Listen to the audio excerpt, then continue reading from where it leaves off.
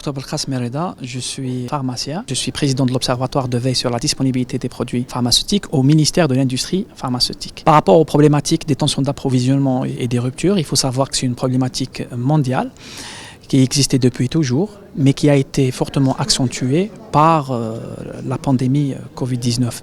Cette pandémie qui a affecté plusieurs paramètres, notamment l'élévation des prix de matières premières, le retard des livraisons de matières premières, l'augmentation du coût de fret et du transport.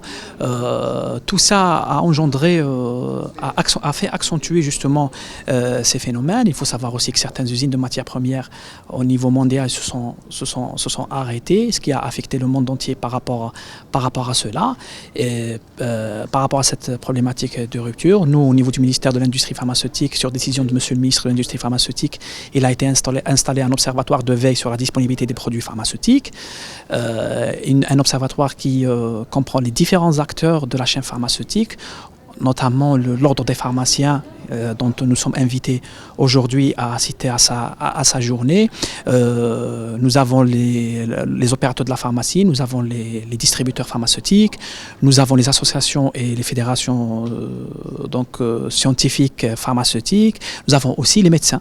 Donc les médecins prescripteurs qui sont associés chez nous, donc ils sont associés avec nous au niveau de cet observatoire.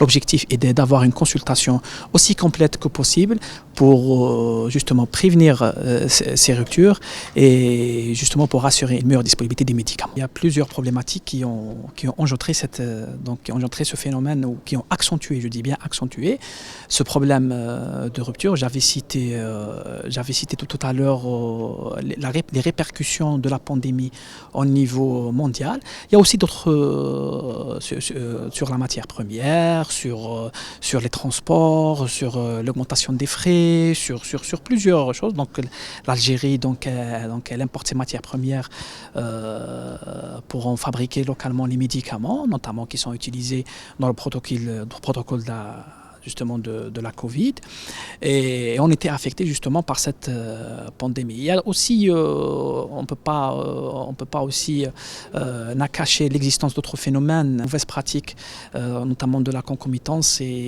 d'autres pratiques illégales dont le ministère de l'Industrie pharmaceutique est en train de lutter contre ces phénomènes, associés au ministère du Commerce. Donc il y aura une installation de brigades mixtes entre les deux ministères compétents, justement pour lutter contre ces phénomènes, et l'intérêt est d'assurer une garantie de disponibilité de ces médicaments.